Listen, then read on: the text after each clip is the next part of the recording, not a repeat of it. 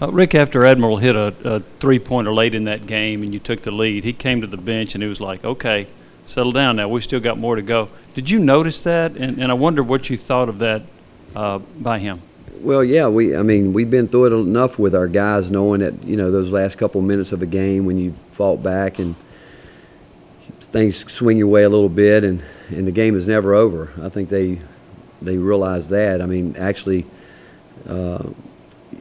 you just know that so many things can happen in a college basketball game, and it can turn quickly where guys stop concentrating and start celebrating, thinking it's over, and it's just never over. So he's been through enough of them to see it, and you know, he can get emotional himself at times. But I did think that he was really latter part of the game. I thought our team did. The way we closed the first half and the latter part of the game, we showed some grit, showed some toughness, because we were in some foul trouble, as was Gonzaga, at the end of the first half, and I think both teams were just trying to get through there without any more damage done with fouling. But the way we made some, Jordan Bowden was big, but Admiral was, you could tell he was locked in there at the end. There's no question he was.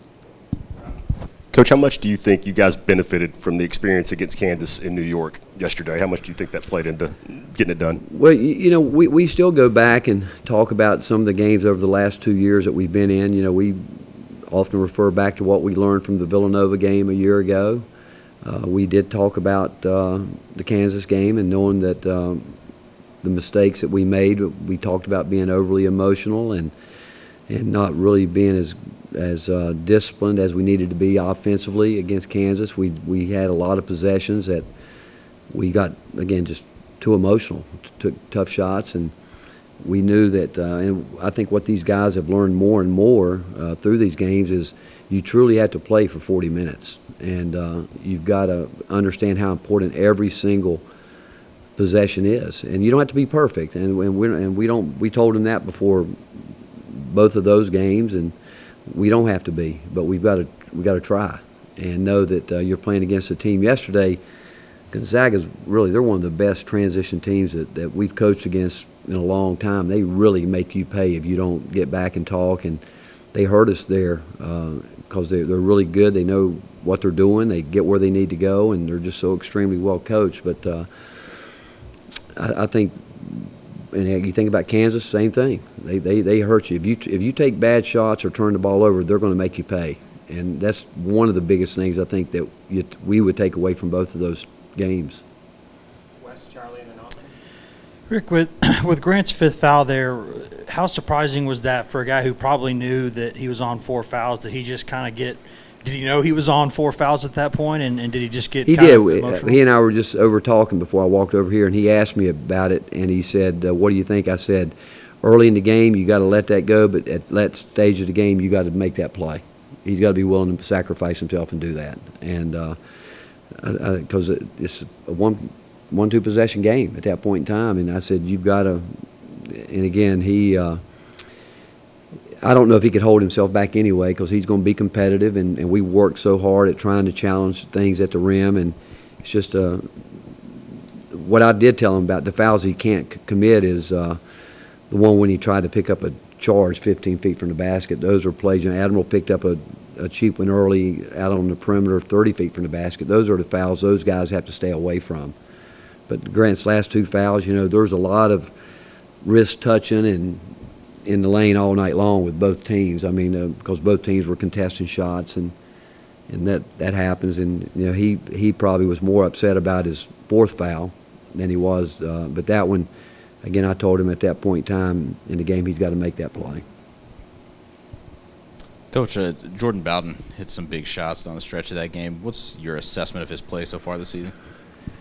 You know, there's a lot of things. I mean, there's a lot of ways you can describe toughness, and you know, toughness is sometimes when you're not shooting the ball well, you got to keep taking your shots. You know, you're not going to make the next one if you don't shoot it. And you know, you think of what he's gone through the last couple of weeks. You know, taking first time since he's been here, he hasn't been in the starting lineup. But you saw him respond really well. I watched him since that, where he's really responded well. And I will go back and tell you, I don't care really who starts. We're going to do whatever we have to do to try to get everybody playing at the highest level they can play.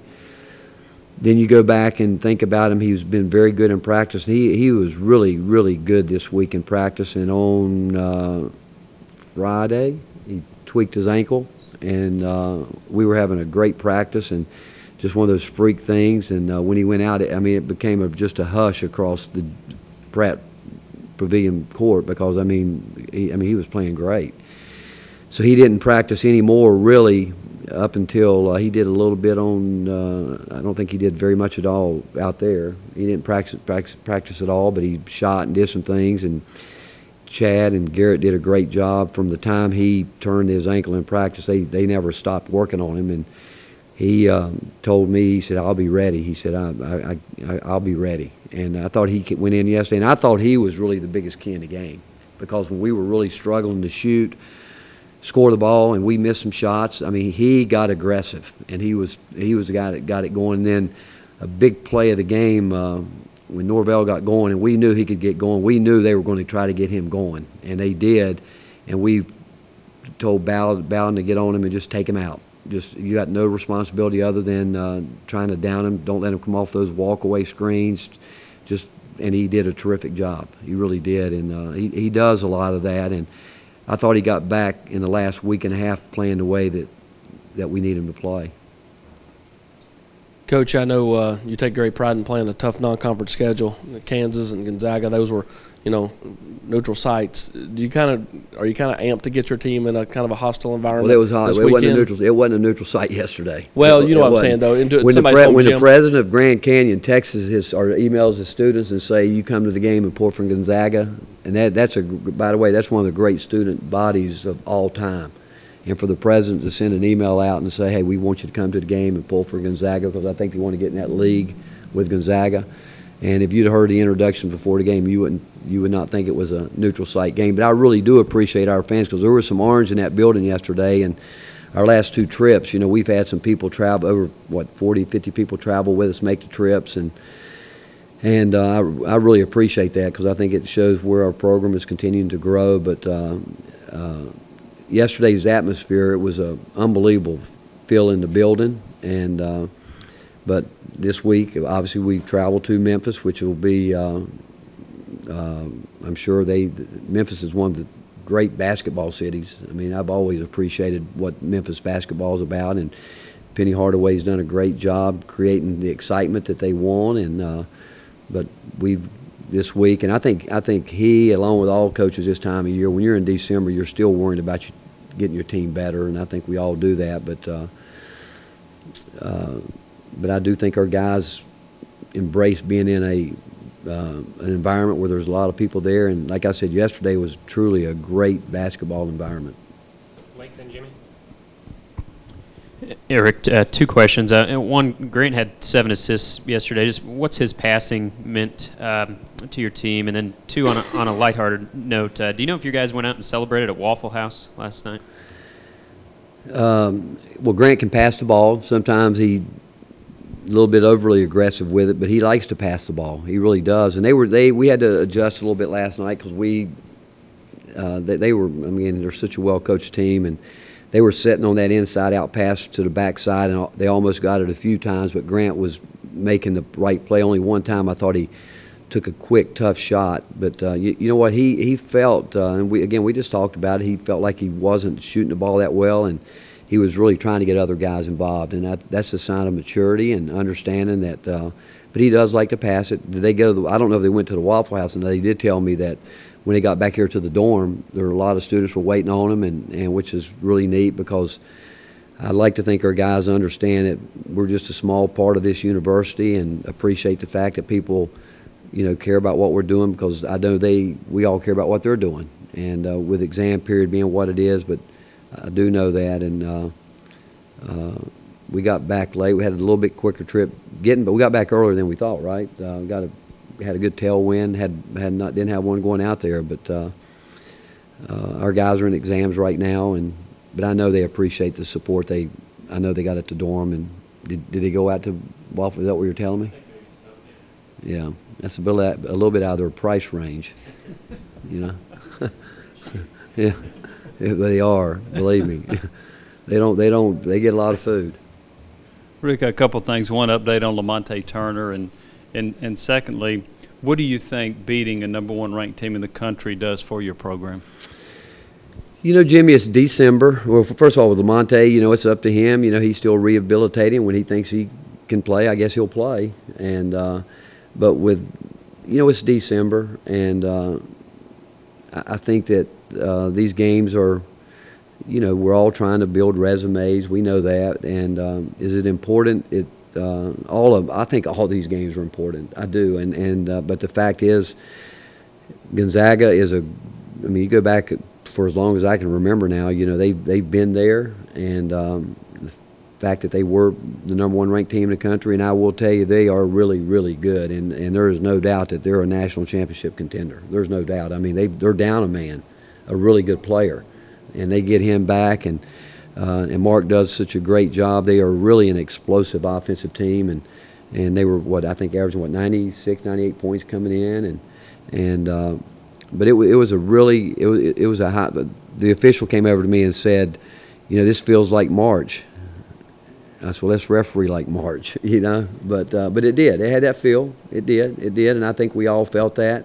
And I thought the officials did a good job in a game. It was a hard-fought game inside of 10 feet. I'm telling you, 10, 12 feet. It was a really hard fought and we knew that coming in, and that it was going to be. They knew it, but again, it's just, you know, it is what it is. They were ranked #1, and you saw it could have gone either way. But our guys did finish well in the first half, and latter part of the game when we were down, we did have some good defensive plays there. Our zone was okay with us, and we showed some grit. But again, we've got to get better, and I'm telling you, we have to get better, and our guys know that. I mean, Grant, we were just talking, and he gave me a list of things that he knows he's got to get better with. And when you've got a team that can think like that, you know, Jalen Johnson can help us. We've got to keep getting him to where because he can really be a contributor to us. Eve has done a lot of good things, but he made some mistakes last night in transition that he's going to have to communicate better and understand that, you know, some of those transition plays are hard, but he's got to get better there. And but Derek and Folke, those guys are key guys, and so we've still got to get better. And I'm happy for our guys, but I didn't think they were overly, you know, excited. I mean, if they were excited, they should be, because they they won a game against an outstanding team. But I think it's, you know, again, we just got such a long way to go. Coach, how much has Lamonta Turner been a leader for the team while he's been on the bench, rehabbing his shoulder injury? You could tell yesterday he was very excited. He was talking up his teammates from the bench area on their side of the ball. Just what kind of leadership does he bring while he's trying to fight through his injury to get back? Well, you know, I thought he was great yesterday. Twice, you know, the officials got fouls wrong, and they corrected it. But he was the first guy that jumped up, and talked about it.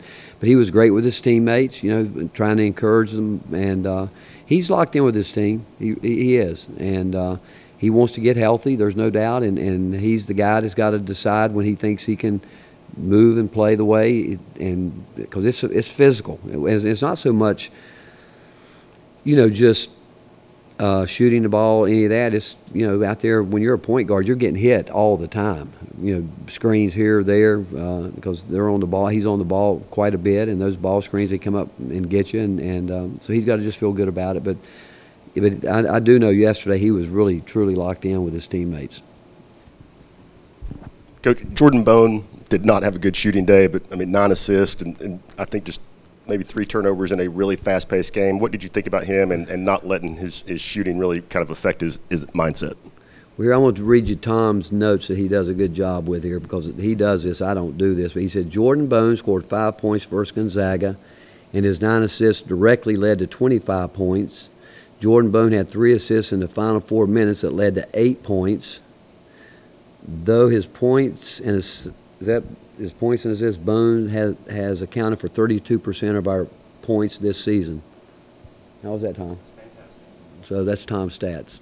And You know what? We felt going in that he had a really tough defensive assignment. We told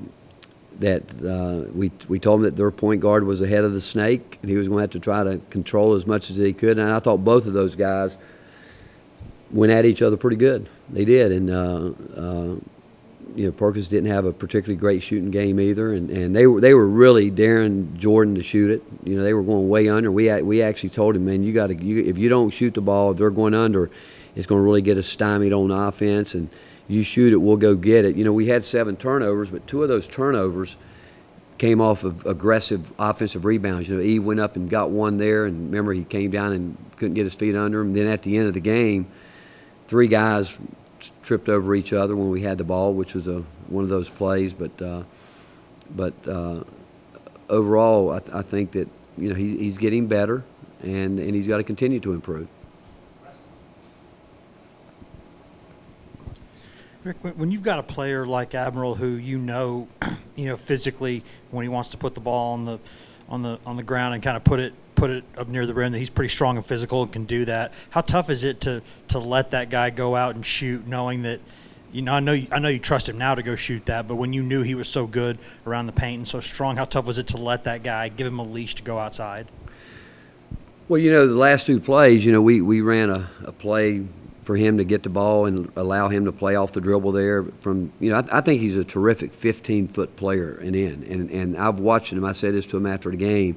When that shot went in, I immediately thought about how many hours I've sat in that gym and watched him in there work on that shot and with deep range. And I watch him go through his routine, and he's a guy that there's a couple guys on our team, when they really shoot the shot that that they practice, you're really surprised when it doesn't go in, and he banked that one in. But when we had the timeout, we had a really good fun timeout. That last timeout, we were talking, and we knew we were going to get him the ball, and we were talking whether or not it's funny because a couple of players say, let's run. We have a call 53, that's his play for him, or was really posting 3, and some guys were calling that, some guys, and I think Coach Lanier asked him where he wanted the ball. He said, I don't care. I said, well, we're not going to run 53 because if you do that, they're going to post it. I said, we're going to run this little high ball screen, and we're going to throw it back. And I told him, I said, just knock it down, make the play. And then it was up to him whether he shot the 3 or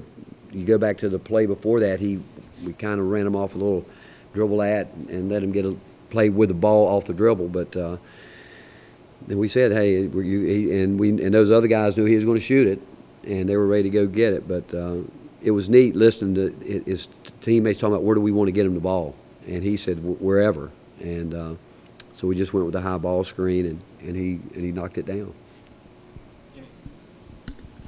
Rick, before the year, you challenged Grant Williams to improve his rebounding. Is he rebounding at the level that you want him to? I thought what he did yesterday was a really big key in the game, because that was really a big boy game yesterday. There was a lot of action around the rim, and yeah, he's. Again, you go back to yesterday, Admiral got himself going by rebounding the ball. He was struggling shooting the ball, but Admiral really got himself going. He went in there and really started going after the rebounds. But Grant, and I will say this, I think they're all better when they're really focused on that. But Grant was huge on the glass yesterday, and I told you I think he should be a double-double guy every night, and I think that's the challenge that he's going to have to accept. And it's not easy because people are going to work and try to keep him off the glass. And I thought Kyle was very efficient yesterday too. He didn't get to play a lot, but when he was in there, he definitely made an impact. But Grant's rebounding has been better. I think he's had double rebounds the last couple of games, right? I don't know what he. Yeah. Rick, just from a coaching perspective, getting your first win over a #1 ranked team, has there been any part of you in the last 24 hours that has kind of reflected on what you were able to accomplish? Not really. I didn't know that until you'd think if somebody's been coaching as long as I have, you'd like to think that you would have done it sooner. But I don't remember how many #1 teams we played against. I know we beat Connecticut the year we won the Big East Championship. They were ranked #2, and I know that game, but I don't know how many times. Tom might know that, but No, I really hadn't, and I didn't even know that until Admiral said it during the press conference yesterday. Any other questions today? All right. All right, thank you all. Thank you.